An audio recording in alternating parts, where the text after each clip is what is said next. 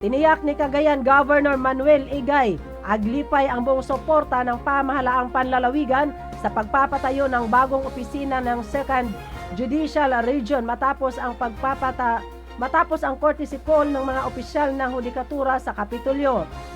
Pinangunahan ang delegasyon ni na Deputy Regional Court Manager Attorney Miguel Rolando Bayot, Regional Halls of Justice Officer Attorney Angelo Jukno at Executive Assistant 3 Jose Antonio Miguel Aquino. Kasama rin sa pulong si Deputy Chief of Staff Attorney J.M. Puntapay.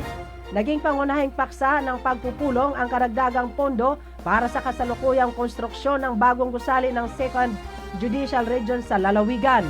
Ayon kay Gov. Aglipay, nakahanda ang pamahalaang panlalawigan na suportahan ang proyekto upang magkaroon ng mas maayos na pasilidad ang hudikatura at mapabilis ang paghahatid ng serbisyo ng hustisya sa mga Cagayano.